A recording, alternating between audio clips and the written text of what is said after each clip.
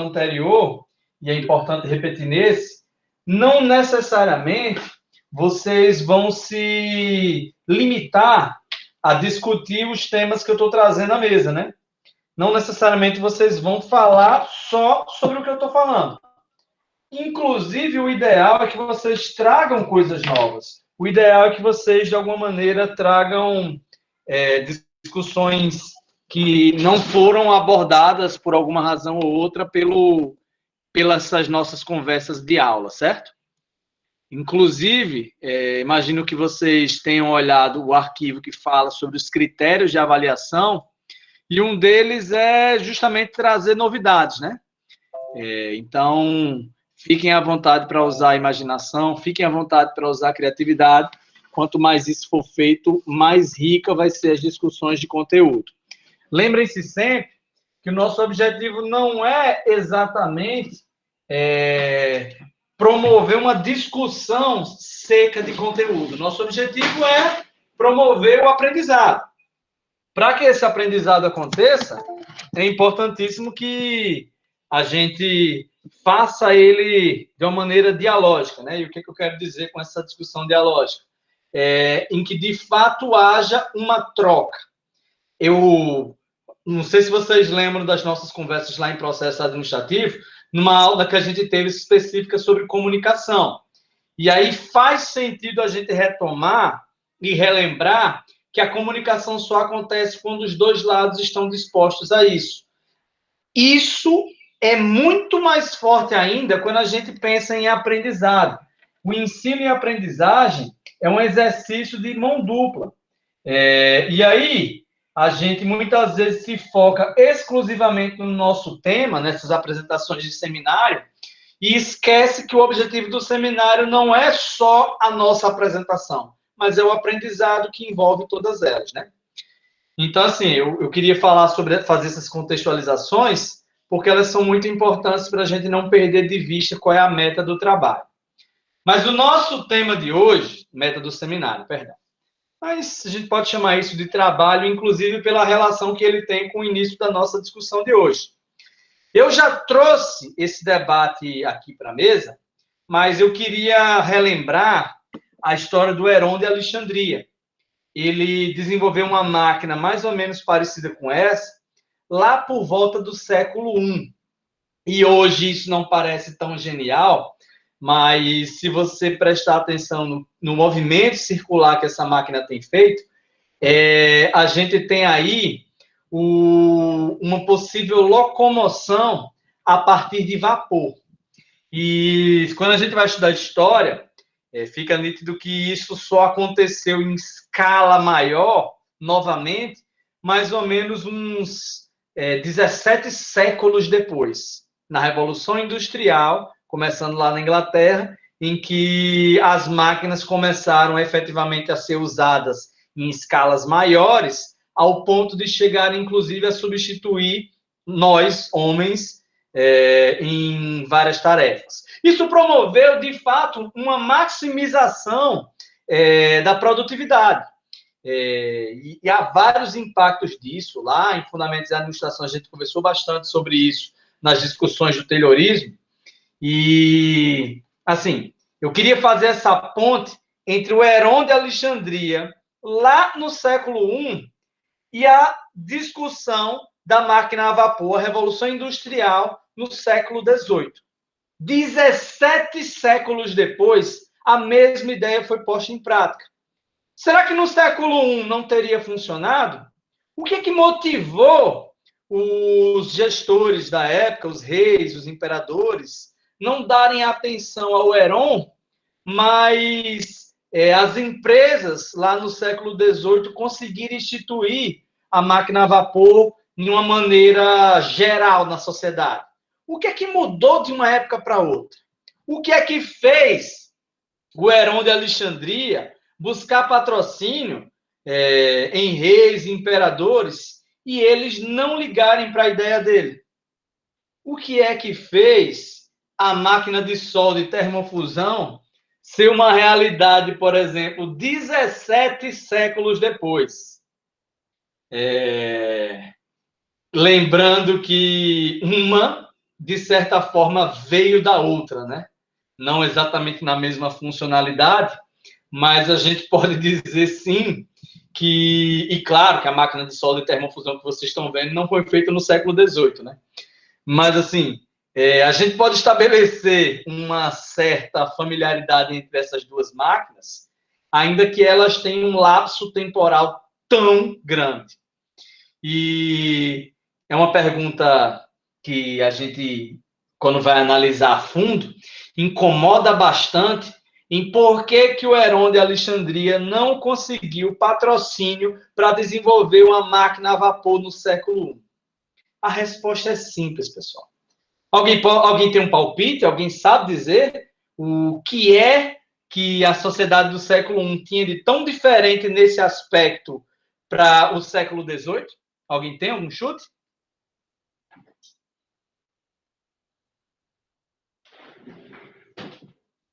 Eita, que barulho, não consigo ouvir nada.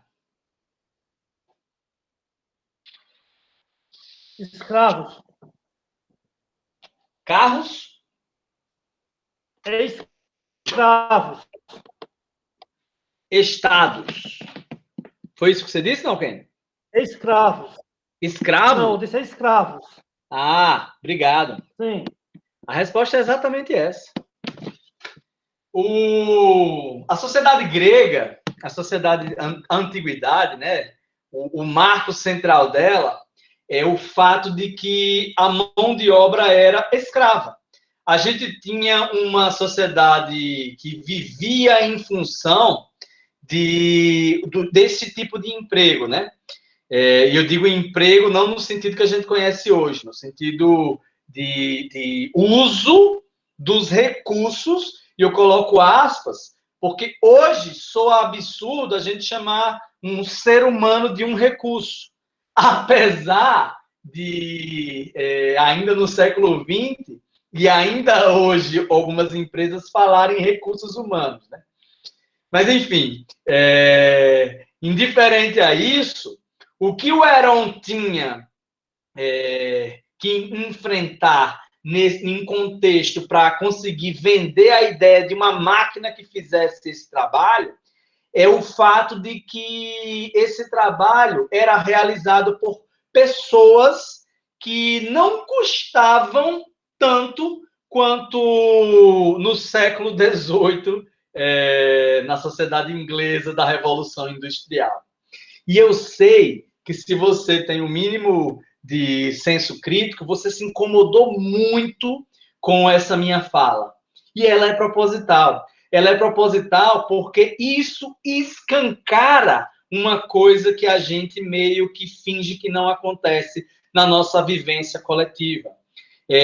A maneira que organizamos os nossos recursos, a maneira que a gente lida com o nosso meio ambiente, inclusive em vários aspectos cruciais do nosso convívio em coletivo, gira em torno do uso dos nossos recursos naturais para o conforto. E isso é coordenado e ordenado por pessoas que nem sempre estão preocupadas com o bem-estar coletivo. É uma defesa de interesses constantes, são choques de conflitos, de ideias e aspectos que podem se resumir no que a gente hoje chama de trabalho. Trabalho direciona a maneira como nós nos organizamos enquanto sociedade. Porque se no século I éramos uma sociedade escravista, hoje nós somos regidos por um código de leis que coordena o que pode e o que não pode ser feito. Então, hoje, a gente tem uma discussão, no mínimo, mais humana sobre esse tipo de bem-estar. Mas é absurdo quando a gente reflete sobre isso e percebe que o fato de a mão de obra ser, entre aspas, gratuita no século I, fez com que a gente não tivesse o impulsionamento de máquinas que fizessem esse tipo de trabalho em uma perspectiva muito mais rápida, muito mais produtiva, muito mais, vamos dizer assim, humana para o convívio, né? Por que eu vou investir nessa máquina, Heron, se um escravo faz o que você está me dizendo que ela faz? Eu vou gastar com isso, eu vou apostar nisso para quê? Vocês entendem a conexão que eu quero fazer sobre isso? Porque se você for analisar o que aconteceu como evolução nesse aspecto trabalhista, a gente passa por uma série de alterações culturais. Hoje, nós falamos de uberização nessa reflexão de trabalho, e isso é um tema que os avós da gente sequer sonhavam na existência. É tanto que a gente foi educado, enquanto organismo social, na perspectiva de um modelo de propriedade. Quando hoje, na verdade, as coisas giram muito mais em torno da posse. Por que eu tenho obrigatoriamente que ter uma casa? Uma casa própria? Se, financeiramente falando, talvez faça muito mais sentido alugar ela. Por que obrigatoriamente eu tenho que ter um carro, quando, na verdade, talvez eu consiga me locomover de uma maneira muito mais eficiente, ou alugando esse tipo de transporte? Vocês entendem esse nível de evolução e como ele tem implicações dramáticas nesse nosso convívio? Está muito subjetivo isso, pessoal? Eu sei que sim, mas vocês estão conseguindo pegar o fio da meada? Se não, deixem-me tentar de outra forma. Alguém pode ler essa tirinha para mim, por favor? Essa tirinha da Mafalda?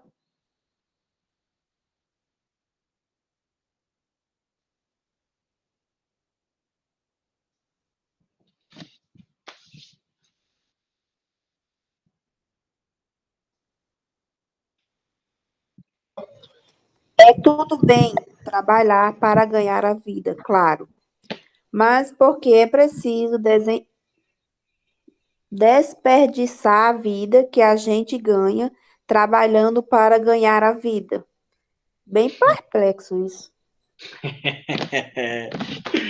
Obrigado, viu, Mayara? Outra pessoa pode me dizer o que é que entendeu dessa tirinha? Eu digo outra pessoa, Mayara, não é porque eu não quero que você fale, não, é porque eu quero mais interações. É para ler essa tira? Não, é para dizer o que entendeu dela. Vale, Jesus. Vai lá, Lil, você vive para trabalhar ou trabalha para viver? Eu trabalho para viver. Por quê? Desenvolva mais isso. O que é que você quer dizer quando... O que é que você entende quando eu te faço essa pergunta? Eu entendo que a gente tem que ganhar o dinheiro para comprar o pão para poder viver, né, não?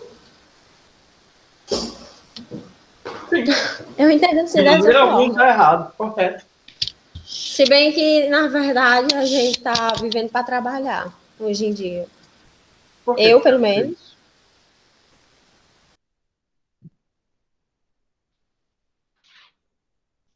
Por que você acha que isso acontece? Se outra pessoa quiser responder, fica à vontade, viu? Se alguém discordar do que Lil falou... Ninguém discorda aí, não, viu? Que eu mando matar. Tô brincando. Mas Ave pode Maria, discordar. eu ia discordar, mas depois dessa eu concordo plenamente. Diga por que é que você discorda, mulher. Não, eu tô brincando. Realmente eu concordo plenamente, porque assim, como a gente tá falando negócio de Paulo fala que o trabalho, ele pega parte da sua vida, você tá desempenhado ali no trabalho.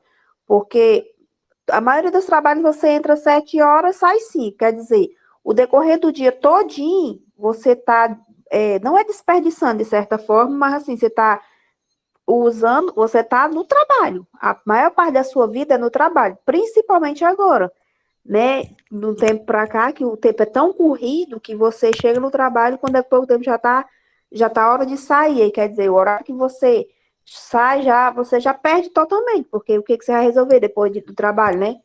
A noite é para descansar. Então, maior parte da sua vida é realmente no trabalho. É que a pessoa só fica trabalhando toda hora, não tem tempo para viver, né? É engraçado isso, principalmente quando a gente pensa nessa lógica do ensino remoto, né?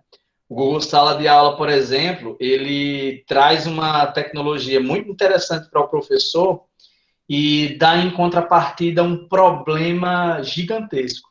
Porque não basta a gente estar nessa lógica do trabalho remoto, em que a gente não sabe quando começa ou quando termina o expediente. Mas quando eu vou no supermercado, por exemplo, aí vem alguém e me manda uma resposta de alguma atividade ou me faz algum questionamento no Google Sala de Aula ou no WhatsApp mesmo.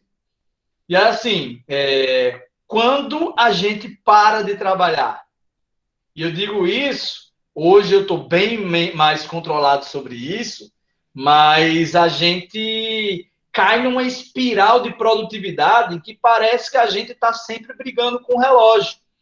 E isso faz com que a nossa qualidade de vida caia dramaticamente até a gente chegar num ponto de estafa, tanto física quanto intelectual. E isso literalmente adoece. Não é brincadeira não esse tema. O trabalho, ele faz parte da nossa vida, ele não pode ser a nossa vida. E hoje é curioso quando a gente pensa sobre isso, e tem uma notícia recente que eu tenho certeza que vocês tiveram contato com essa matéria ou hoje ou ontem, quando o nosso ministro da Economia falou que... Vocês viram essa última colocação sobre a mortalidade, né? O avanço da medicina, se todo mundo vivesse até 100, 120, 130 anos, iam demandar serviços públicos e a gente não ia ter condições, né? O que vocês acham que ele quis dizer com isso, além do óbvio, né? O que vocês pensam sobre essa fala do nosso ministro? Vamos analisar além do senso comum. E eu sei que é um tema muito espinhoso, eu sei que é sempre difícil falar sobre política, né? Mas vamos transcender o senso comum. Ele falou do ponto de vista matemático, a fala dele está errada? Eu acho que não. É só a gente pensar na quantidade de pessoas que nascem hoje e a quantidade de pessoas que, eu não vou dizer nem que morrem hoje, porque infelizmente a pandemia está matando muito mais, né? Mas é fato que o envelhecimento populacional pressiona o nosso sistema de saúde. E isso significa o quê? Que a gente tem que matar mais gente quando eles estão em mais idade, é isso? É óbvio que não, pessoal. É óbvio que essa fala foi absurda. E é óbvio que a gente não pode tratar a convivência coletiva como um mero exercício matemático. E esse é o maior desafio de nós administradores. Essa é a nossa razão de ser e é por isso que somos tão importantes nesse convívio social. Porque você, se quer otimizar, alavancar, quer discutir indicadores econômicos, um economista talvez resolva o seu problema dentro da tua empresa. Se você quer analisar relatórios gerenciais, o contador vai fazer isso por você. Mas se você quer mesclar o que está acontecendo lá fora com os recursos à disposição e o comportamento, a convivência entre os integrantes, apenas um administrador vai conseguir fazer isso. Essa é a nossa razão profissional de existir. É para isso que a gente estuda a administração, para otimizar essa convivência. E não se trata, nessa otimização de convivência, não se trata só de eficiência e eficácia. Se trata basicamente de efetividade, alteração, melhorias. É para isso que a gente estuda. Essa é a nossa razão de ser profissionalmente. E é muito desafiador fazer isso num contexto tão predatório. Mas se nos uníssemos, se conseguíssemos organizar a mão de obra intelectual que temos, ao ponto de ela conseguir se unir em nome de uma causa, sem dúvidas a gente comeria os peixes grandes que tem tanto problematizado o nosso país, né? Mas essas contextualizações, ainda que pareçam uma discussão mais sociológica, e é de fato, o que não é nenhum problema, mas elas são cruciais quando a gente vai pensar sobre o trabalho. Ele não pode, de maneira alguma, ser visto simplesmente como uso de recursos. Ele tem que girar em torno da geração de valor. Ele tem que agregar algo, ele tem que transformar algo para alguém. Senão, vai ser simplesmente uma máquina rodando e alguém se esforçando, não necessariamente em nome de alguma coisa positiva. Nessa lógica, a nossa consolidação das leis de trabalho, ela tem uma jurisprudência, ela tem alguma série de decisões que estão por trás dela, que tornam algumas discussões mais aprofundadas. Mas, assim, de maneira geral, a gente fala de empregador, aquela empresa individual ou coletiva que assume os riscos da atividade econômica. Assumindo esses riscos, ela assalaria esses trabalhadores e que estes, por sua vez, vão fazer a prestação pessoal daquele serviço. E é interessante que sempre fique claro que existem critérios, existem requisitos para que a gente fale numa relação formal e um acordo efetivo e inquestionável entre as partes. De maneira geral, uma carteira de trabalho tem que ser assinada. E além dessa carteira de trabalho assinada, é necessário que haja o pagamento de alguns impostos, o envio do relatório social anual, que é o RAIS, o FGTS, junto da Previdência Social. Ou seja, são essas questões, é o pagamento disso que financia a aposentadoria de quem hoje não está mais na ativa. E um dia, quando quem trabalha hoje precisar de se aposentar, supostamente entende que serão outros trabalhadores e eles vão fazer a roda do sistema continuar funcionando. Essa é a lógica da nossa Previdência Social. E para que isso aconteça, é necessário que alguns ritos formais sejam obedecidos. A gente conversou na nossa N1 sobre isso, mas pincelando um pouco mais. É lógico que existem algumas distorções na maneira que esse contrato individual de trabalho acontece. Via de regra, ele tem que haver uma assinatura, uma formalização, mas conforme a gente já conversou, existem situações em que ele é tácito. Existem momentos em que, se porventura, mesmo que não haja assinatura formal da carteira de trabalho, se o trabalhador questionar na Justiça do Trabalho, haverá o pagamento indenizatório como um ressarcimento por aquele direito que foi não obedecido. Então, essa formalização ela é crucial, porque é isso que garante, ou supostamente garante, que a gente vai manter a roda em funcionamento.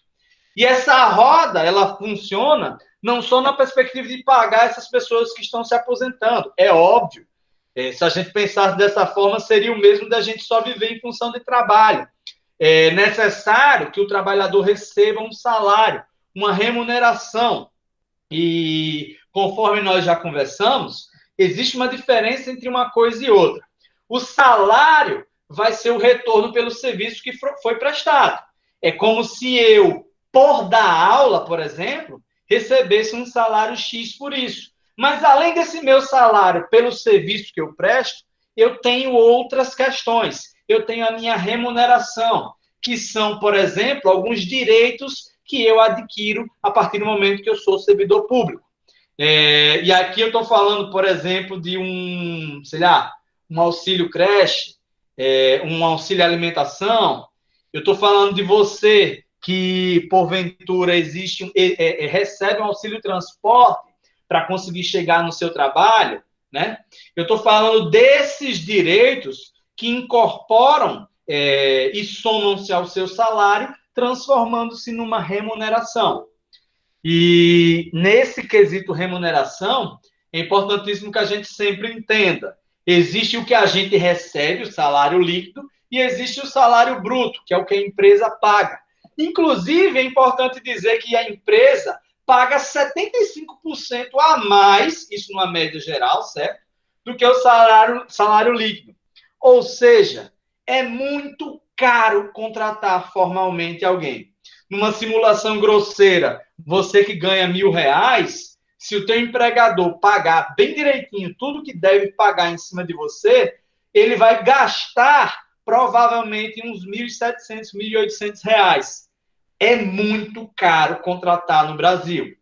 Isso não significa que, eu não estou querendo dizer com isso, que as empresas não devem contratar. Eu só estou querendo contextualizar para vocês esse tema, para que a gente compreenda o que está por trás de uma folha salarial. E a gente Samuel, pode... Oi, pode falar, fica à vontade. o trabalho, ele pode ser caracterizado também como uma troca, onde você... Sem sombra de dúvidas, com certeza. Mas, Pronto. desculpa, eu te interrompi ainda. Não, era isso mesmo. É porque eu pensei que podia ser, não tá entendendo o que eu estava perguntando, eu ia explicar, mas é assim mesmo. Onde você, né, presta o seu serviço e na troca você recebe o salário, meio de troca, né? Perfeito. Imagine você, capitalista, dona de uma indústria. E aí você tem máquinas, você tem um terreno, você tem recursos que você pode usá-los para multiplicar o teu capital. Eu, operário, eu não tenho recursos. Eu tenho meus braços e meu intelecto. Eu tenho minha força de trabalho. Então, eu vendo minha força de trabalho e recebo uma remuneração em troca disso. É literalmente uma troca. É literalmente o exercício de vender meu tempo para que você, capitalista, utilize o meu tempo em nome dos teus objetivos. Limpo e seco é isso. Ok? Vamos lá. Vou continuar a falar sobre... Oi, quer perguntar? Não, ok. Vou falar sobre remuneração. Se você pegar um contra-cheque, você vai perceber que ele é dividido em 3 partes. Você vai ter um cabeçalho, que vai ter os dados relevantes de você enquanto profissional, PIS, PASEP, quando é que você foi admitido, teu nome, informações mais gerais, né?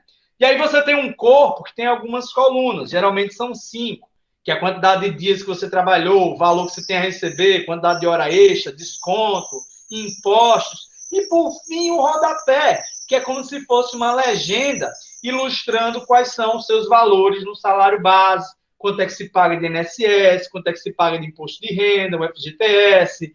E isso daí é uma ilustração do que eu quero dizer sobre um contra-cheque, certo? Eu não sei se vocês conseguem visualizar bem, imagino que não, principalmente quem está assistindo do celular, mas aí o contra-cheque, que também pode ser chamado de olerite, né? Para quem é mais velha guarda, ele basicamente é um direito do trabalhador e ele diz quanto e como você recebe sua remuneração. Aqui eu trouxe para vocês um exemplo do MEI, que é uma situação um pouco diferente daquele caso que eu falei sobre os impostos que são pagos em cima de um trabalhador comum. O MEI, quando ele contrata alguém, por exemplo, um salário mínimo, né? Esse é o valor do ano passado, em média, ele vai precisar pagar mais R$ 461. Ou seja, se eu vou contratar alguém, eu sou MEI, e eu vou contratar alguém por um salário mínimo para fazer o que eu preciso que seja feito na minha empresa, eu vou ter que pagar mais de R$ 1.500. E eu vou distribuir como remuneração, além do salário base, alguns requisitos, né, alguns direitos, mas eu vou pagar, além disso, impostos que vão financiar a roda, vão fazer com que o Estado continue tendo recursos para, por exemplo, manter aposentadorias, para, por exemplo, conseguir fazer com que a roda continue funcionando. Aí, gente, é uma planilha de custos de como é que funciona uma empresa e de onde ela tira os seus recursos, né? eu trouxe para vocês uma simulação de quanto é que seria o quadro geral, de quanto é que se gasta para pagar uma recepcionista, certo? Eu imagino que vocês não estejam conseguindo ler os detalhes, por isso que eu até avancei mais rápido, mas eu vou disponibilizar os slides para vocês, e se você quiser assistir isso em outro momento, parando o vídeo e lendo direitinho, talvez seja interessante. Mas olha, perceba, eu, empregador, dono da empresa, vou pagar por uma recepcionista, certo? Ou um recepcionista. E aí, o que é que eu preciso considerar nessa minha apresentação essa minha simulação orçamentária, né? Eu preciso considerar não só o salário base, mas eu preciso ir me capitalizando para eventualmente pagar uma multa indenizatória se esse profissional, se eu precisar demitir esse profissional por alguma razão ou outra. Eu vou ter que me capitalizar nos gastos indiretos. E aqui eu estou falando, por exemplo, de fardamento. Eu estou falando, por exemplo, de eu já ir me preparando para as férias e o 13º dele. Eu já estou me preparando para um substituto que, eventualmente, eu precise contratar. Eu vou me preparando para os tributos e eu vou deixar lá, naturalmente, uma porcentagem para que eu tenha lucro. Senão, não faz sentido eu contratar essa pessoa. E aqui, você vai ver que um profissional que recebe R$ 1.280,87, ele custou, nesse nosso orçamento aí, para o empresário, R$ 3.776,89. Ah, professor, você está colocando lucro, né? Então, ele não custou isso. Tá, tudo bem. Vamos tirar o lucro. O funcionário recebeu R$ 1.280 e o empregador pagou R$ 3.100. E aí, gente? Vocês já pararam para pensar nisso? Como é caro contratar no Brasil? E, ao mesmo tempo, como é importante? Porque, se não fosse dessa forma, as pessoas estariam na informalidade. Se não fosse dessa forma, será que o patrão, será que o empregador iria pagar um salário justo se a lei não obrigasse ele a fazer isso? Se não houvesse uma fiscalização rígida, que em muitos casos não é tão rígida assim, né? Mas e aí, vocês já pararam para pensar como é difícil empreender nesse cenário? São reflexões importantes, pessoal, porque a gente tem o costume de demonizar o empregador, né? A gente acha que empresário é tudo rico e quer só ferrar o trabalhador. Na verdade, de fato, existem empresários que vestem bem essa carapuça, mas em muitas situações, o empresário ele é quase que um herói por conseguir transitar num cenário tão árido, num mar tão cheio de tubarões e com tantas dificuldades que a gente vivencia na competição existente hoje nos mercados, certo? Isso daí, claro que eu estou mostrando para vocês, não pode ser caracterizado como um padrão geral, isso daí é um caso real, é uma licitação de contrato de mão de obra, e eu trouxe isso daí para ilustrar a vocês como é que funciona mais ou menos o levantamento de quanto custa uma mão de obra, certo? Tá claro até agora, gente? Posso passar para o próximo assunto?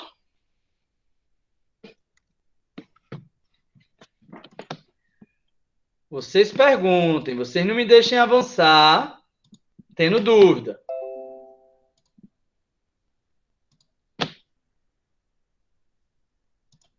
Principalmente a galera do grupo de trabalho. Vou avançar, hein? No Brasil, pessoal, nós temos vários tipos de empresa. Existem classificações, existem tipos, existem subtipos, mas, inclusive, existe uma diferença entre como a Receita Federal configura o porte de uma empresa, como a Anvisa enxerga esse porte, como o IBGE enxerga, como vocês percebem que é um emaranhado que envolve essa temática e torna uma discussão sobre isso praticamente impossível de ser feita em poucas linhas, né? Mas eu vou trazer para vocês uma visão um pouco mais resumida de quais são os tipos de empresas. E eu vou ilustrar 6 aqui para vocês, que é o nosso objetivo de hoje.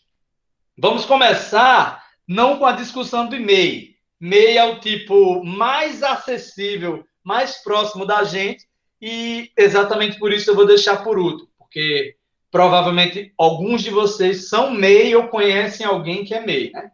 E aí fica bom da gente trocar uma ideia sobre isso.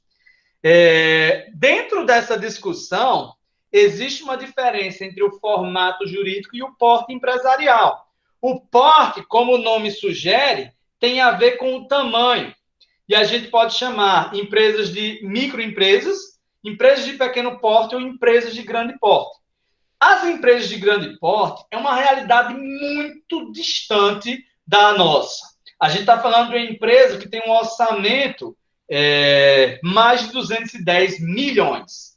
Então, eu não vou nem falar direito disso, porque não se encaixa muito na nossa realidade palpável. Mas, assim, quanto a essa questão de porte, é importante que fique claro que, a depender desse tamanho empresarial, a empresa vai pagar uma porcentagem maior ou menor com base no seu faturamento. Existe também uma discussão de formato jurídico, como se dá a constituição dela, a quantidade de sócios. Inclusive, quando a gente vai discutir o tipo de empresa que vamos constituir, existem 3 perguntinhas básicas que a gente tem que responder. A primeira delas é se eu vou ter sócio ou não. Eu posso ser uma empresa sozinho. E ser uma empresa sozinho, empresário, não obriga eu trabalhar sozinho. Inclusive, como MEI, como microempreendedor individual, eu posso contratar até um funcionário, já não estou mais sozinho. Mas o empresário individual tem essa nomenclatura quanto à constituição jurídica, porque ele é o sócio titular e principal que toca as atividades daquela empresa. Mas deixa eu avançar, que eu acho que isso vai ficar mais claro quando eu trazer isso de outra forma, sobre essa questão de tipologia.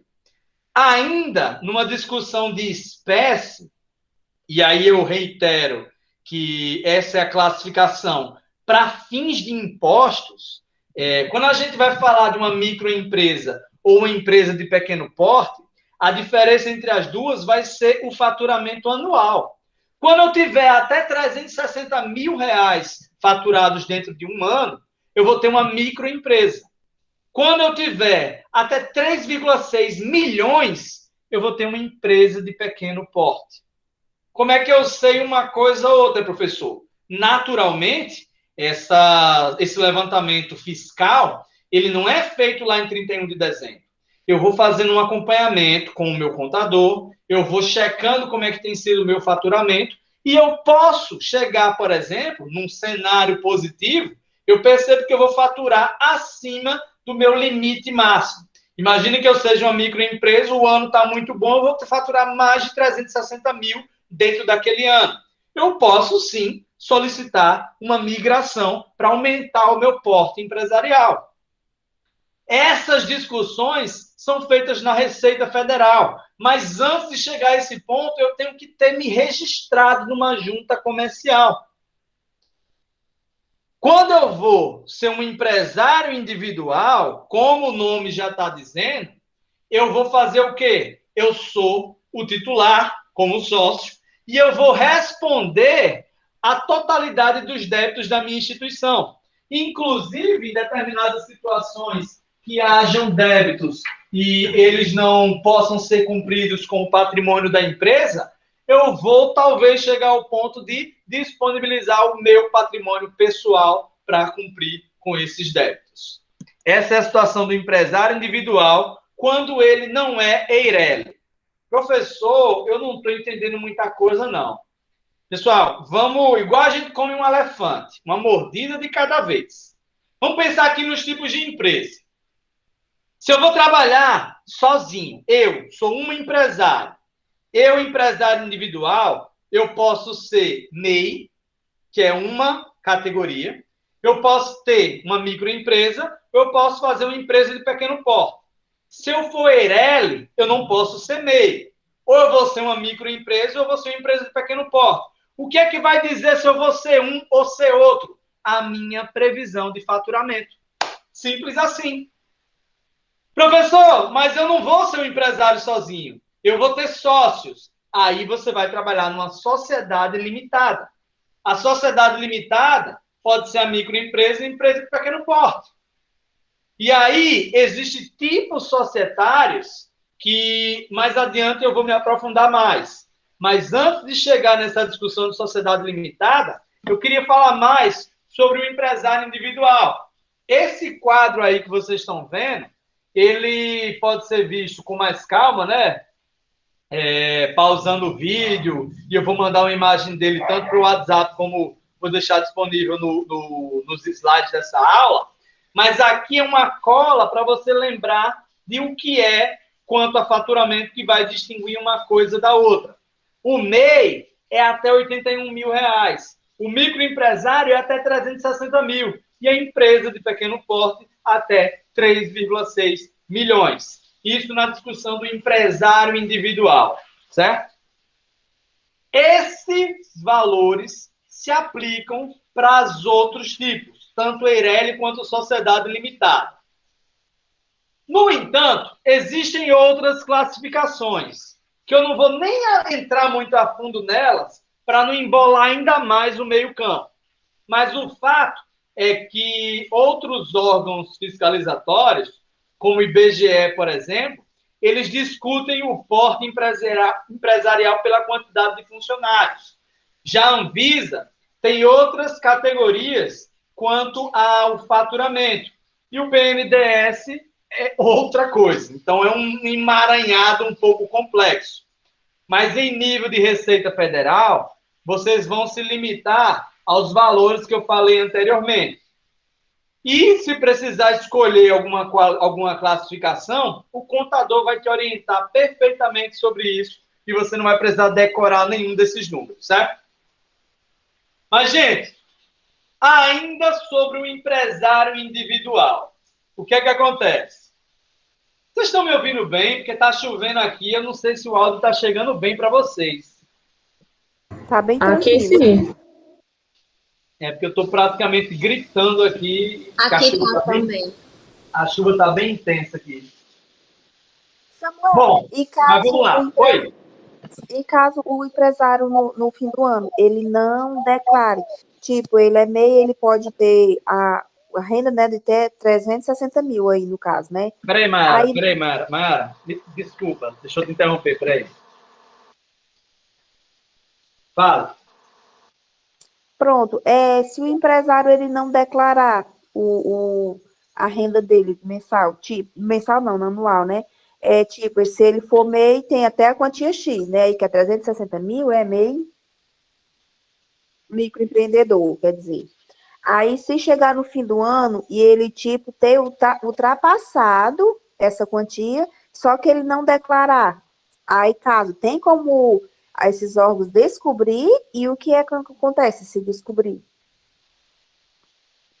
Mayara, como eu te falei, eu estou com dificuldade de ouvir o que tu fala, mas o problema é meu áudio aqui, não é bem com você, certo? Que a chuva aqui está bem intensa. Eu vou até fechar essa janela aqui para ver se melhora um pouco.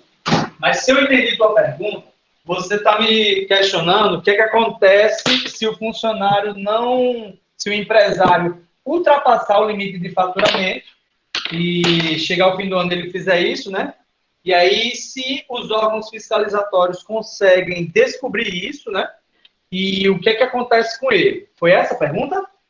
Exato. E essa pergunta mesmo. Pronto. Vamos lá. Se tem uma coisa nesse Brasil que funciona bem, que funciona com muita intensidade e que não vale a pena tentar enganar é a Receita Federal. A Receita Federal ela é muito eficiente na busca por notas fiscais e nesse exercício de fiscalizar como os recursos circulam. Se o empresário gerou nota fiscal, se ele fez essa geração de nota fiscal e ele fez de maneira legal, ele vai ser pego, certo? Não é uma questão de se, é uma coisa de quando, certo? Se ele emitiu nota fiscal, acabou. Professor, mas vamos ser realistas? Tem empresário que emite nota fiscal, não é uma quantidade tão grande, né? É verdade, de fato isso acontece. O que acontece também é que essas pessoas estão sujeitas a serem pegos pelos órgãos fiscalizatórios, inclusive em nível de prefeitura municipal, inclusive em nível de uma fiscalização que pode ser mais intempestiva e presencial. Quando o empresário faz esse tipo de coisa, ele pode chegar a receber multas milionárias e literalmente vir a quebrar por causa dessas práticas. Então, assim, o que é que eu tenho a falar sobre esse assunto? Eu conheço gente que fez e que faz isso, não recomendo, porque é numa dessa que você literalmente quebra o teu empreendimento, mas se porventura você quiser trabalhar na legalidade, você é empresário, né? Claro que eu não estou falando isso para você, Maiara. Falando você, empresário, quer trabalhar na legalidade e você percebe que teu faturamento vai superar a margem anual que o teu enquadramento jurídico permite, você pode pedir a migração. Isso pode ser feito, o teu contador vai orientar nesse quesito, é um procedimento relativamente simples, pode ser feito a qualquer momento, certo? Dentro daquela margem anual, né? Claro. E é o mais recomendado para evitar esse tipo de dor de cabeça, certo? Respondi ou não? Respondeu. Pronto. Vamos lá. Vamos falar sobre o empresário individual ainda. Independentemente de ser microempresa ou empresa de pequeno porte, o fato é que ele vai ter algumas características incomuns. O que vai diferenciar no empresário individual, se ele é microempresa ou empresa de pequeno porte, é o faturamento. Como eu falei para vocês já, o microempresário é 360 mil, e a empresa de pequeno porte é 3,6 milhões. E aí, como eu já expliquei, não precisa de um sócio, ele faz um requerimento, que é uma espécie de contrato social, ele pode contratar quantos empregados ele precisar, e a responsabilidade dele é ilimitada. Como eu já expliquei, vai haver uma desconsideração do patrimônio pessoal. Imagine que Maiara é uma empresária, e aí, por alguma razão, o negócio dela quebra, e ela precisa pagar verbas indenizatórias para os funcionários. Se a empresa dela não tiver recursos o suficiente para arcar com isso, Maiara pode utilizar, na verdade, deve utilizar, inclusive, o seu patrimônio pessoal para resolver essa situação. Essa é uma característica do empresário individual. Diferente do que a gente chama de EIRELI, que é outro tipo que eu vou mostrar já já. Mas antes de falar do EIRELI, é importante falar da questão dos impostos. O empresário individual, seja ME ou EPP, ele pode aderir ou ao Simples Nacional ou lucro presumido. Qual a diferença entre um e outro? O Simples, ele é uma guia só, um boleto só, que você paga todos os tributos de uma vez. E se para você aderir a isso, para você entrar no Simples, existem categorias, ramos empresariais, que eles podem entrar nessa configuração. E aí eles vão... O teu contador, mais uma vez, vai te orientar melhor sobre isso. Certo? Essa nossa aula de hoje ela faz uma ponte direta. Na verdade, aqui a gente bebe da contabilidade, não é o contrário. Diferente do esquema de impostos com lucro presumido. existe uma guia para cada tipo de imposto. É melhor ir para um ou melhor ir para outro, professor? Depende do teu ramo empresarial, depende do teu estado, já que alguns estados têm diferenças nos percentuais de tributos. ICMS para determinado ramo, no Rio Grande do Norte é um percentual. Já ICMS para o mesmo ramo no Ceará, talvez não seja o mesmo percentual. Esse assunto tributário, ele é curioso, porque, inclusive, você tem diferença de impostos entre cidades. O ISS, que Tabuleiro do Norte cobra, por exemplo, para um serviço de recepcionista, é diferente do ISS que Jaguaribe cobra para o mesmo serviço. Ou seja, é necessário muita atenção do empresário por parte em como esses tributos vão se regulamentar, certo? Eu recomendo demais uma ajuda profissional para que não haja nenhum equívoco nesse assunto. Ainda sobre empresário individual. Oi? Deixa eu só perguntar uma coisa. Ali, em um slide anterior, você botou como se o MEI é um tipo de empresário individual, né? Como se fosse um tipo de empresário individual. Aí eu estava pesquisando sobre empresário individual, aí em algum lugar tinha dizendo que muitas pessoas confundem, mas não é a mesma coisa. E difere, é diferente principalmente quanto a faturamento, a obrigação e também a questão da atividade, restrição da atividade. Mas o MEI é um tipo de empresário individual? Certo. Sua pergunta é se o MEI é um tipo de empresário individual, é isso? Sim, porque em alguns lugares eu vi dizendo que é diferente empresário individual de MEI. E eu entendi aqui que é como se fosse um tipo de empresário individual. Certo. Vamos lá. Ótima pergunta. Vamos lá. Eu vou, para te responder, eu vou voltar alguns slides, quando eu estava falando aqui sobre o MEI, e aí eu coloquei isso aqui, ó. O MEI é um tipo exclusivo, em que pelo porte o formato já é definido. O que é que eu quero dizer com isso? O MEI é um tipo de empresa em que você está sozinho e é o único sócio titular, vamos chamar dessa forma. Então, nessa discussão sobre empresário individual, visto nessa perspectiva de ter sócios ou não, o MEI poderia se configurar nessa aproximação aqui, que vocês estão vendo nessa tabela, nesse organograma, né?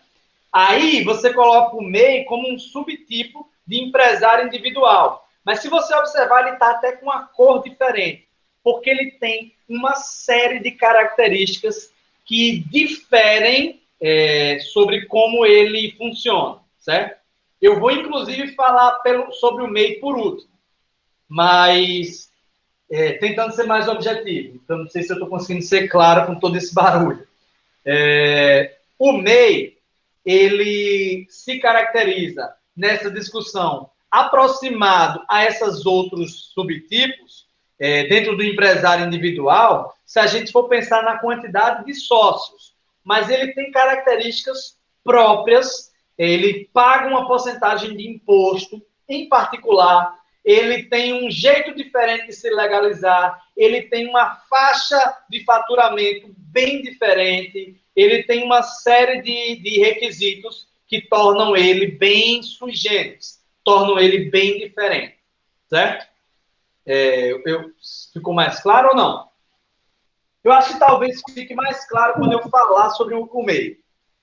Mas, previamente, deu para entender alguma coisa do que eu quis dizer ou não?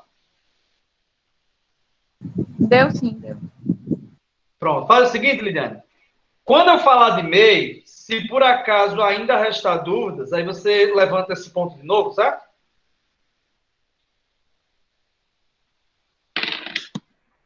Deixa eu continuar.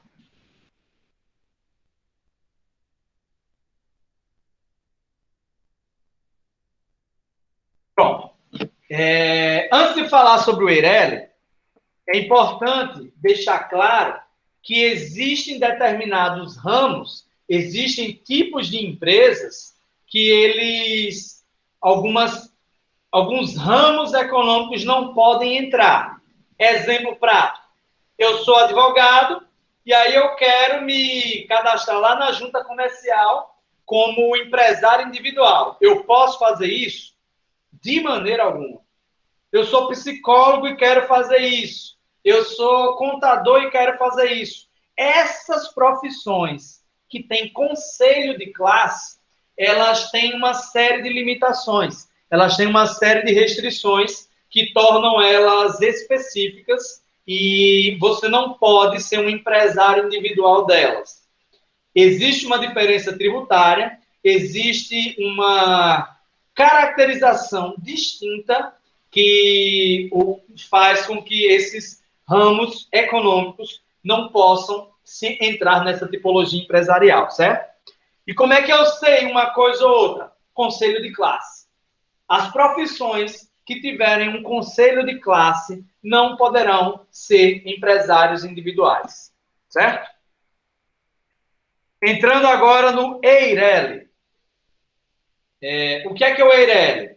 Basicamente, é tudo que a gente já viu sobre empresário individual com duas diferenças. A primeira delas é que aqui existe o capital mínimo de 100 salários mínimos. Para eu criar um EIRELI, eu já tenho que integralizar o meu capital, provando que eu tenho um volume financeiro equivalente a 100 salários mínimos. E por que eu tenho que fazer isso? Isso é uma espécie de garantia que eu presto para que em eventuais problemas que aconteçam, o meu patrimônio pessoal não vá ser alterado. Essa é a segunda diferença entre o EIRELI e os outros tipos de empresários individuais.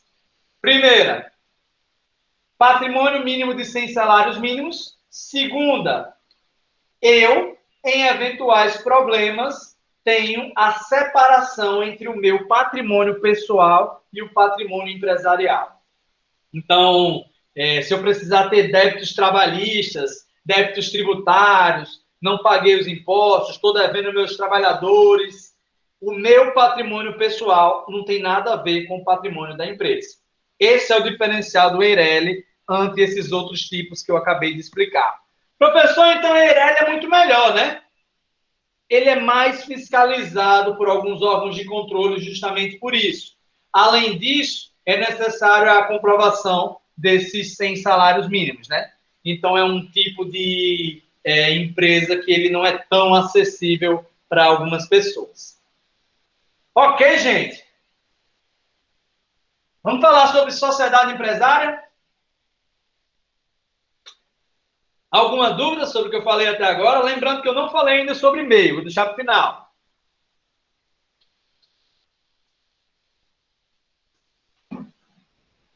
Tá.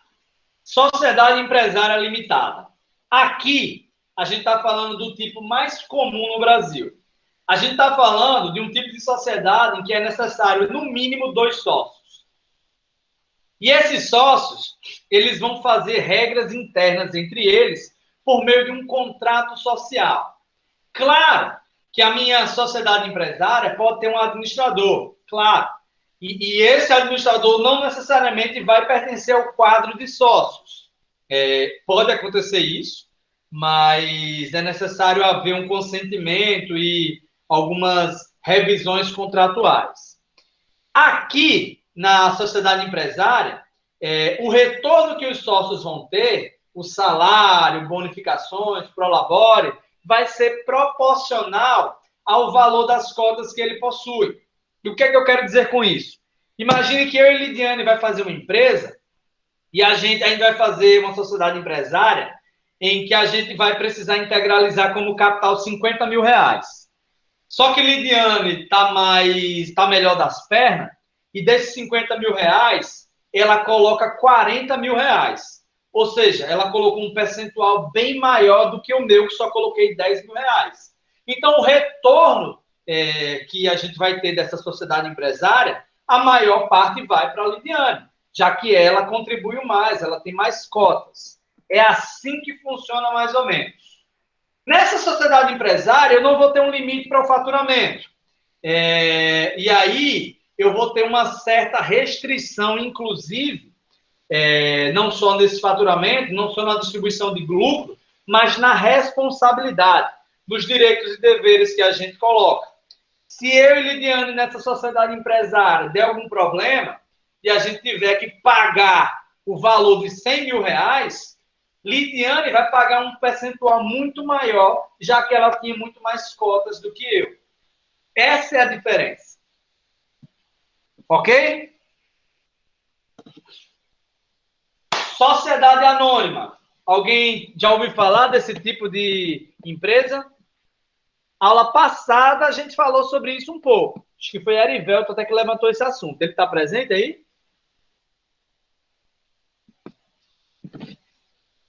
Tá, imagino que não. A Sociedade Empresária Anônima, também conhecida como SA, ela é muito comum da gente ver notícias dela nos jornais. Aqui eu estou falando de empresas que operam na Bolsa de Valores. Mas não só elas.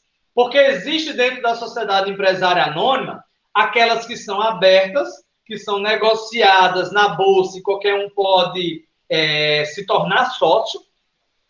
Por R$ 21,33, com uma conta no Banco do Brasil, por exemplo, você pode se tornar sócio do Banco do Brasil. Mas aí, eu não estou falando de você ter uma conta lá, eu estou falando de você comprar ações do banco. Eu estou falando, por exemplo, de você comprar ações da Petrobras, da Vale do Rio Doce. A Sociedade Empresária Anônima Aberta, ela tem essa característica. Ela permite que pessoas livremente integralizem valores financeiros e se tornem sócios daquela empresa. Analogamente, no mesmo raciocínio da Sociedade Empresária Limitada, na anônima, eu vou ter retribuições proporcionais ao valor que eu banquei. Com uma diferença, é que nessas empresas de capital aberto, os prejuízos eu não vou assumir quanto a indenizações, por exemplo. O prejuízo que eu posso eventualmente ter é aquela minha ação perder o valor que eu comprei. Então, esse é o ponto. Eu não vou ter uma responsabilidade solidária, eu não vou ter uma responsabilidade do meu patrimônio por causa de R$ 100 que eu tenho em ações da Petrobras, por exemplo. Isso não acontece na Sociedade Empresária Anônima Aberta. E aí, esse é o tipo mais visível nos noticiários, mas eu posso fazer uma Sociedade Empresária Anônima fechada também. Como é? Eu junto 7 pessoas, eu e mais 6, na verdade, né? E aí a gente pode fechar uma Sociedade Empresária Anônima, cada um vai integralizar um valor X e a gente vai ter percentuais daquela instituição, daquela empresa criada. Esses percentuais vão se chamar ações e eles vão ser divididos, eles vão ter uma variação enquanto esse percentual da empresa vale. Essa, inclusive, é uma das diferenças entre a Sociedade Empresária Anônima e a Limitada. Lá na Sociedade Limitada eu tenho cota, aqui eu tenho ações. E as ações têm uma variação de valor muito maleável, enquanto na Sociedade Empresária Limitada isso não acontece. Existe uma diferença na lei que regula um e a lei que regula o outro também, certo? Aqui a gente tem a discussão do capital social, né? E que ele pode ser aumentado ou diminuído conforme a conjuntura e o acrescente de novos sócios, né? E isso é bem discutido no nosso país, inclusive pelo número de pessoas que têm hoje investido em empresas grandes, que são sociedades empresariais anônimas abertas. O estatuto dessas instituições vai definir mais ou menos quem pode e quem não pode fazer parte dela. Se ela for aberta, não vai ter nenhum tipo de limitação. Maior de 18, tendo uma conta numa corretora de valores, pode comprar e se tornar sócio daquela instituição. Se for uma sociedade empresarial anônima fechada, não. Aí os requisitos vão ser mais específicos e haverá uma maior restrição. Todas essas instituições, claro que não a sociedade anônima de capital aberto, que essa ela tem que estar lá na B3, que é uma empresa que a gente convenciona como Bolsa de Valores, né? Ela opera lá em São Paulo e há um rito muito maior para fazer parte dela. Mas todas essas outras que eu falei até agora, para que existam oficialmente, elas precisam ser registradas na Junta Comercial do Ceará. E eu trouxe até uma imagem para vocês verem, recomendo que vocês deem uma olhadinha no site. Lá tem muito conteúdo, inclusive, do volume de empresas que foram criadas no Ceará no último ano e nos últimos trimestres, né? Lá, você vai ver como se registrar. Lá você vai ter informações específicas. Inclusive, o lugar mais perto da gente é lá em Russas. Lá tem uma sede da Junta Comercial Cearense. E se você eventualmente for abrir uma empresa, o teu contador certamente vai te orientar a ir lá ou ele vai lá por você, certo? Gente, eu queria falar de MEI agora, mas alguma dúvida sobre o que eu levantei de assunto até esse instante?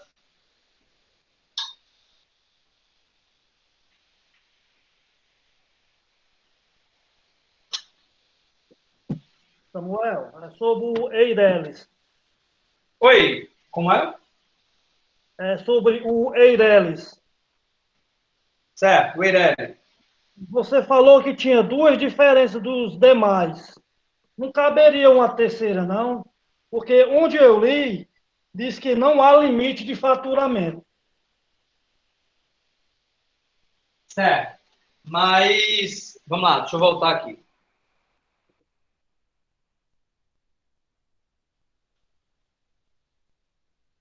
Na verdade, Nalken, nesses outros tipos de empresas aqui, não existe, na verdade, em nenhum, se você for olhar bem, existe um limite de faturamento quanto a teto de que a partir daqui você não pode mais ganhar dinheiro. O que existe é uma exigência de que até aqui você tem que avançar de categoria. E o que é que eu quero dizer com isso? Se você é empresário individual e aí você tem a tua microempresa e você fatura 360 mil reais e 1 centavo, você ultrapassou o limite e tem que se tornar empresa de pequeno porte. Isso pode ser feito, não tem nenhum problema. A lógica com a empresa de pequeno porte é que você vai até 3,6 milhões. Se você ganhar mais do que isso, você tem que ser uma empresa de grande porte.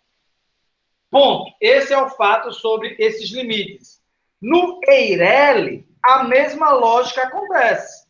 O que vai diferenciar é como eu posso entrar no Simples Nacional, pagando uma guia única, ou no lucro presumido, que ele, por sua vez, não aceita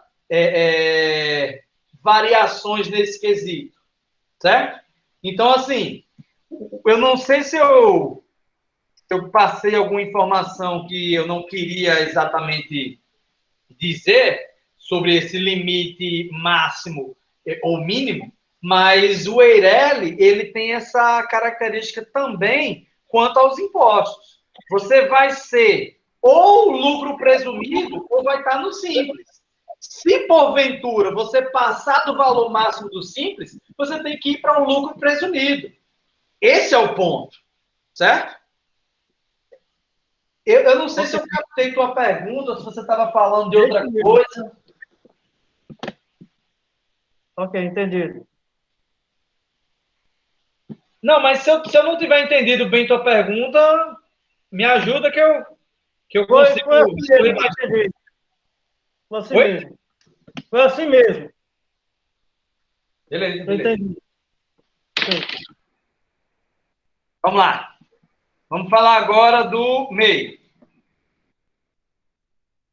O MEI, pessoal, é o tipo mais diferente de empresa. Ele existe desde 2009 e ele existe ele nasceu na perspectiva de formalizar empresas que, por alguma razão, por alguma dificuldade dos seus empresários, eles não estavam conseguindo se legalizar. Hoje, o faturamento máximo permitido para o MEI é R$81 mil. Aqui, tal qual eu falei em outros tipos de sociedades, outros tipos de empresa, não existe uma separação entre o que é da pessoa física e o que é da pessoa jurídica.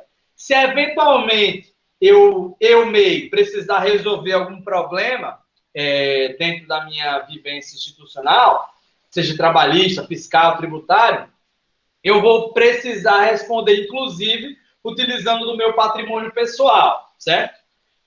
Eu, quanto MEI, além desse limite de faturamento, eu só posso ter, no máximo, um empregado. Aí, assim, você talvez esteja vendo essas coisas e pensando, poxa, mas o MEI não pode nada, né? Qual é a vantagem que eu tenho de ser MEI se eu tenho tantas limitações e eu não posso fazer tanta coisa assim quanto eu gostaria? A maior vantagem do MEI, pessoal, além da facilidade que a gente tem de abrir o MEI, a maior vantagem do MEI é a carga tributária dele. O MEI, ele demanda um pagamento mensal de mais ou menos R$60. Eu estou dizendo mais ou menos R$60 porque isso varia. Se você é uma indústria, se você é comércio, se você é serviço, esse valor final vai mudar um pouco. Mas ele gira em torno desses R$60 ou R$55. E é feito mensalmente esse pagamento, até todo dia 20. O MEI é um tipo de empresa em que você não precisa nem de um contador para abrir. Isso não significa que o contador tem seu trabalho dispensado. Se você não tem tanta disposição para estudar sobre o funcionamento do MEI e tem um certo receio, né, de cometer equívocos tributários, eu recomendo que você procure um contador. Se não, se você tem mais gana, tem mais paciência de estudar sobre o assunto, talvez você consiga abrir e operar, inclusive prestar contas. Para abrir o MEI, você vai entrar no site do governo federal. Eu trouxe uma imagem aí, inclusive coloquei no Google Sala de Aula para vocês. E aí você vai se legalizar a partir do próprio site. Em questão de 2 horas, talvez nem isso, você já consegue ter o CNPJ. Se você fizer parte de uma das mais de 480 modalidades existentes, você não vai ter nenhuma dificuldade de abrir o seu negócio. Como é que eu sei se o meu negócio se enquadra entre os tipos de MEI? O próprio site do governo federal indica quais são os ramos existentes. Você vai entrar com tua conta, talvez você tenha mais trabalho em conseguir entrar com tua conta no site do governo. Eu digo isso porque quando eu fui fazer para um colega meu, o que a gente teve mais dificuldade foi porque ele não lembrava da senha dele e as ferramentas que a gente tinha para recuperar a senha, nenhuma delas ele conseguiu recuperar, né? E aí ele teve que ir ao INSS, mas uma agência da Caixa Econômica resolveria isso também. Um passo a passo aí, gente, depois que você entra no site, você, se porventura tiver declarado imposto de renda no ano anterior, você vai colocar o número do recibo da tua declaração, e aí você vai colocar o teu nome, o nome do empresário, algumas informações básicas. Você vai preencher essas telas, vai escolher qual é a tua ocupação principal. Inclusive, existe uma coisa, não só no MEI, mas em todas as empresas, existe uma coisa chamada KNAI. O que é o KNAI? É uma espécie de tabela em que você tem previsto quais são os ramos empresariais permitidos. Se você é um alfaiate, se você é animador de festa, se você é sonoplasta, são KNAIs existentes. E você vai ter um código correspondente à tua atuação profissional. E aí você vai falar um pouco sobre a tua forma de atuação. Aqui é um cadastro básico, né? Com algumas informações residenciais e comerciais. algumas declarações de desimpedimento. É importante você prestar atenção se você não tem nenhuma limitação, né, quanto ao seu CPF, mas, em geral, dívidas de Serasa não são suficientes para você não conseguir se legalizar como MEI.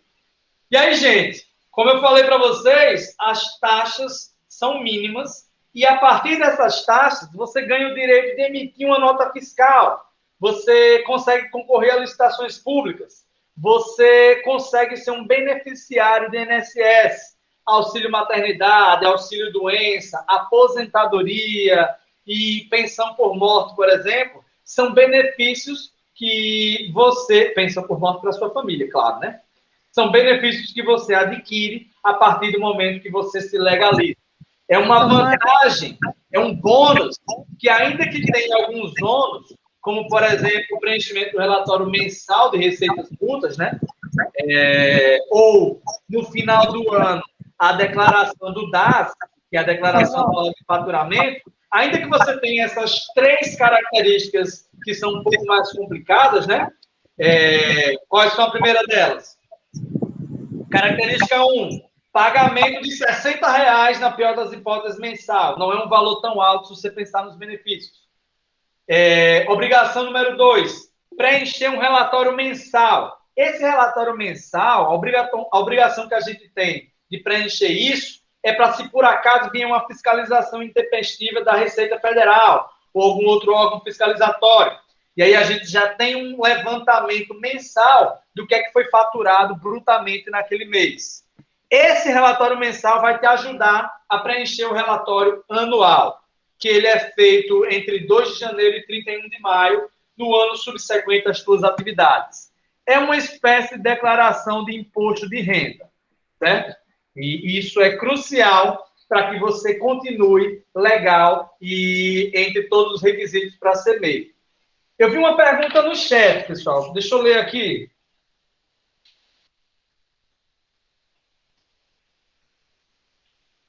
Leslie perguntou, que momento abre o MEI? Depois que já estiver atuando ou antes de trabalhar como vendedora, por exemplo?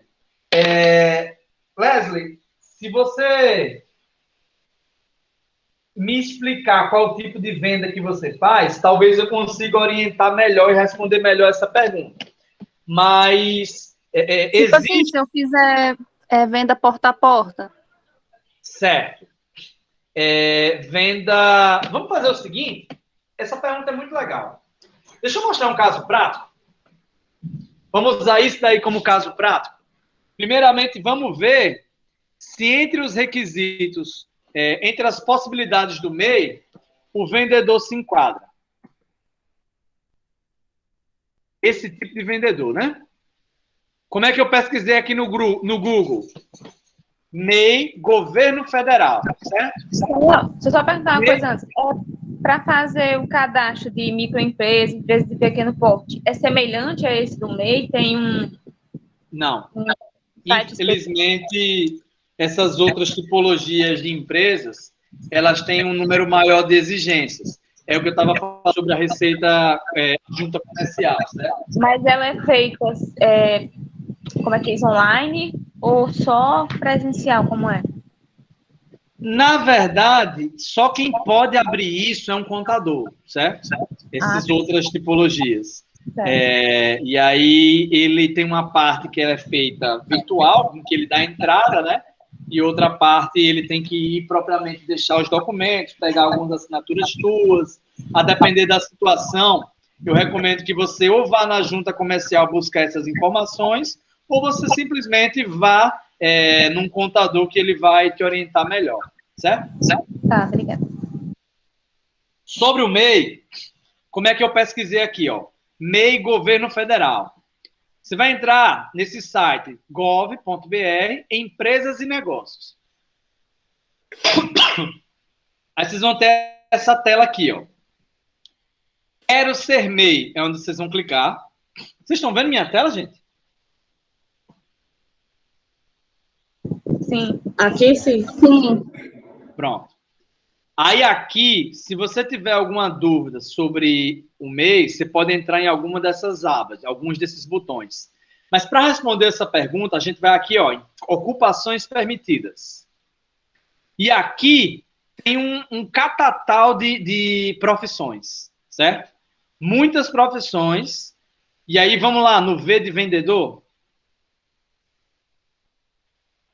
Vendedor ambulante de produtos alimentícios, vendedor de aves,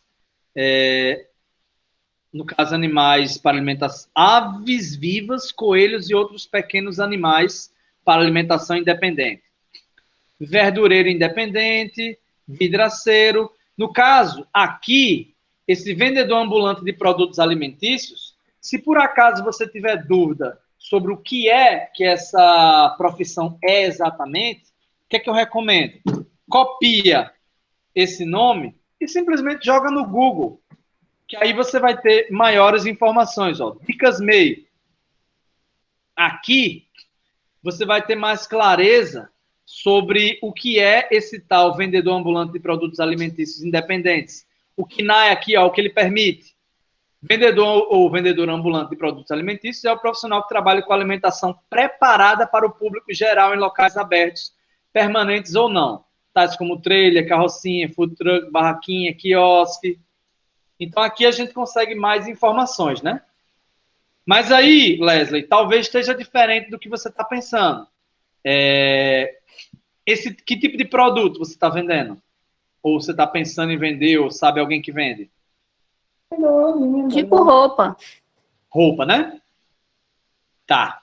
Vamos pesquisar da seguinte forma. Eu vou ser bem grosso, certo? Vendedor de roupa, MEI. Vamos fazer melhor? Não, aqui eu acho que eu já consigo. Ó. Dicas MEI, vendedora de roupa. Ó, comerciante de artigos de vestiários e acessórios. É porque eu estava sendo grosso até demais. Eu estava indo lá em vendedor. Mas vamos olhar comerciante. Vou pesquisar aqui. Ó, comerciante de inseticidas, comerciante de produto para piscina, comerciante de artigos de alimentos, artigos de bebê independente, artigos de cama, caça, colchoaria, iluminação, joalheria, óptica. Ó, comerciante de artigos de vestuário e acessórios independente. Imagino que esse aqui seja exatamente o que você está procurando. Então, você pode se cadastrar como MEI. E uma observação importante, Leslie e demais alunos, é que depois que você se cadastra, você não só tem o bônus de ser beneficiário do INSS, todos aqueles direitos que a gente falou, a gente tem os ônus também. Em um mês fraco que você não vendeu nada, mesmo assim você tem que pagar o valor, certo? O valor do teu DAS. É importante que isso não seja esquecido, mas esse valor dos R$60, acho que vale a pena para você continuar beneficiário do INSS, contribuir com a aposentadoria, né? É um ônus que vale a pena. Até mesmo porque, Samuel, se não tiver ativo, se você precisar de cor do INSS, você perde, porque o meu vizinho, a esposa dele tinha MEI, só que ela não tinha, eu não sei se ela esqueceu, não sei, por algum motivo ela não tinha pago, não estava legalizada, assim, né? Certo? Aí ela faleceu e ela acabou não conseguindo auxílio, nem ele, nem a filha, devido a isso, ela ser MEI e não tá ativo. É importante demais estar atento, sabe?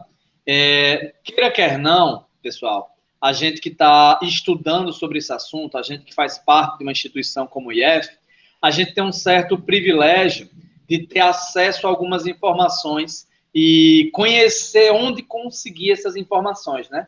Às vezes o pessoal se afoba um pouco e acaba não cercando os assuntos de todas as informações necessárias. Seja por limitações, eu não quero nem aqui ser maldoso, né, gente? A gente tem vários casos diferentes, às vezes não é descuido, às vezes é simplesmente uma informação errada, né, que passaram talvez para sua vizinha, né, Mayara? A família dela. E aí, às vezes, a gente acha que está assegurado, mas acaba tendo surpresas desagradáveis como essa, né? Por isso que é tão importante a gente buscar conhecimento. Gente, dúvidas? A aula de hoje foi um pouco mais longa e amanhã eu não consigo falar nada, não sei como é que tá chegando o áudio aqui, aí para vocês, mas eu tô praticamente gritando aqui, certo? Agora tá um pouco menos porque eu botei o fone de ouvido. Mas espero que vocês tenham compreendido pelo menos os pontos chaves aqui do que a gente conversou. Essa aula de hoje, em época presencial, esse conteúdo que eu discuti aqui com vocês hoje, eu costumo separar ele em blocos de 3 ou 4 aulas, né? Hoje a gente precisou correr mais com isso, sintetizar várias informações que talvez sejam cruciais para o entendimento pleno desse assunto, mas a minha intenção aqui era mais dar pinceladas gerais, já que a gente vai ter, a partir da próxima semana, a apresentação dos trabalhos, né? Eu tenho uma expectativa grande que a gente vai ter um bom resultado disso, e continuo à disposição de vocês, certo? Para a gente tirar